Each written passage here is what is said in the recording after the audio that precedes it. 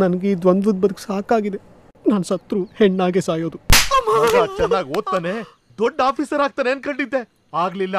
ಹಳ ಆಗೋಗ್ಲಿ, ಮನೆಗೆ ಗಂಡು ಮಗ ಆಗ್ತಾನೆ ಅನ್ಕೊಂಡಿದ್ದೆ, ಅದು ಆಗೋ ಲಕ್ಷಣ ಕಾಣ್ತಾ ಇಲ್ವಲ್ಲೇ.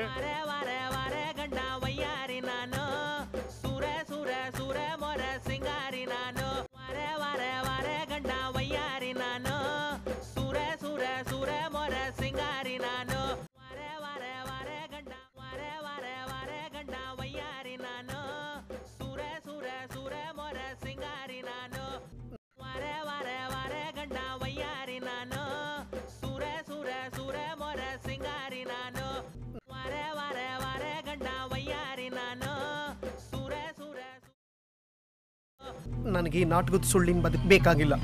ನಾನು ಹೆಣ್ಣಾಗಬೇಕು ಅಷ್ಟೇ. ಗಂಗಾ ನದಿ ಮಿಂದಾಯ್ತು, ಅಂಗಾಂಗವು ನೆಂದೋಯ್ತು, ಹುಟ್ಟೋದಷ್ಟೇ ಮುಖ್ಯ ಅಲ್ಲ ಕೇಳೆ ಅಕ್ಕಯ್ಯ, ಗಟ್ಟಿಯಾಗಿ ನಿಲ್ಲಬೇಕು ನಾವು ಅಮ್ಮಯ್ಯ. So we found it a really interesting film. Firstly, I haven't seen a lot of Kannada films, so that was something different, but also obviously the topic, on a really marginalized community within India. So it exposed, people that go through a lot of suffering and kind of gave a really good insight into their lives. So it was fascinating. ರಾಧಕ್ಕ, ನಾನು ಮಾದೇಶ ಅಲ್ಲ, ನಿನ್ ತಂಗಿ ವಿದ್ಯಾ. Yeah, it was a great movie. I didn't know much about the transgender community, but that was a really good insight and really well done. Good film. ಈ certificate ನಿಮ್ದೇನ್ರಿ? ಹೌದು.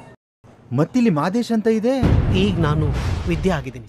It was indeed very bold and courageous on the part of Lingadevaru to touch a topic which people won't even talk about, and to bring out the real life story and give it so much of relevance and being so sensitive as well was something very powerful for me, a message that I want to take home.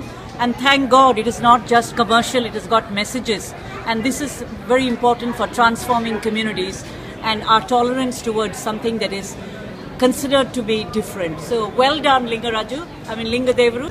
ಸಮಾಜ ನಮ್ಮನ್ನ ಒಪ್ಕೊಳುತ್ತಾ? ನಮ್ಗೆ ಆಚ್ ಕಡೆಗೆ ಹೋದ್ರೆ ನಾಯಕಿಂತ ಕಡೆಯಾಗಿ ನೋಡ್ತಾರೆ. ನಾವು ಮೈ ಮಾರ್ಕೋತೀವಿ ಅಂತಾನೆ ಇಟ್ಕೊಳ್ಳಿ, ಏನ್ ತಪ್ಪು? ಈ ಸಮಾಜ ನಾವು ಮರ್ಯಾದೆಯಿಂದ ಬದುಕೋಕೆ ಏನ್ ಮಾಡಿದೆ? ಮೂವಿ ತುಂಬ ಚೆನ್ನಾಗಿದೆ. It's one of the best movies.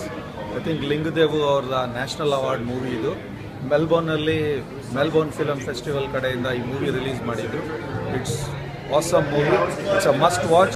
ನಾನು ಈ ಮೂವಿ ಫಸ್ಟ್ ಟೈಮ್ ನೋಡಿದ್ದು, and it's really good, very thorough understanding of what is a third gender.